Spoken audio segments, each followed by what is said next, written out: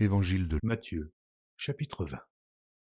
Car le royaume des cieux est semblable à un maître de maison qui sortit dès le matin afin de louer des ouvriers pour sa vigne. Il convint avec eux d'un denier par jour, et il les envoya à sa vigne. Il sortit vers la 3e heure, et il en vit d'autres qui étaient sur la place sans rien faire. Il leur dit, allez aussi à ma vigne, et je vous donnerai ce qui sera raisonnable. Et ils y allèrent. Il sortit de nouveau vers la 6e heure et vers la 9e, et il fit de même. Étant sorti vers la 11e heure, il en trouva d'autres qui étaient sur la place, et il leur dit, pourquoi vous tenez-vous ici toute la journée sans rien faire? Ils lui répondirent, c'est que personne ne nous a loués. Allez aussi à ma vigne, leur dit-il. Quand le soir fut venu, le maître de la vigne dit à son intendant, appelle les ouvriers, et paie-leur le salaire, en allant des derniers aux premiers. Ceux de la 11e heure vinrent et reçurent chacun un denier.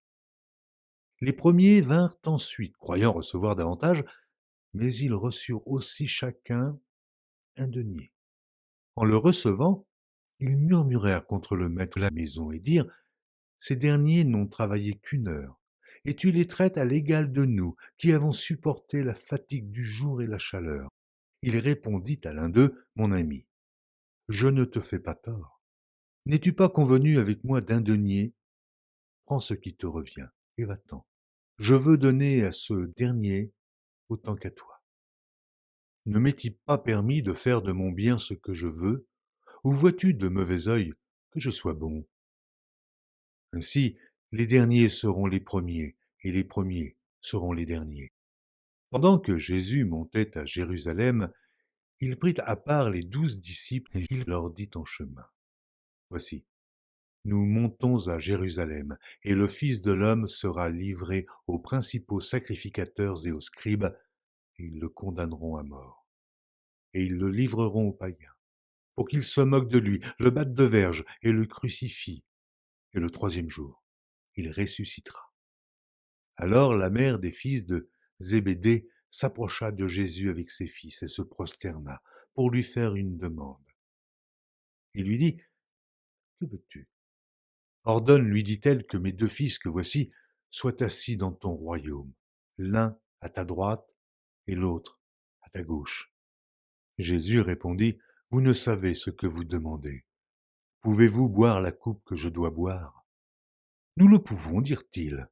Et il leur répondit, il est vrai que vous boirez ma coupe, mais pour ce qui est d'être assis à ma droite et à ma gauche, cela ne dépend pas de moi, et ne sera donné qu'à ceux à qui mon Père l'a réservé. Les 10 ayant entendu cela furent indignés contre les 2 frères.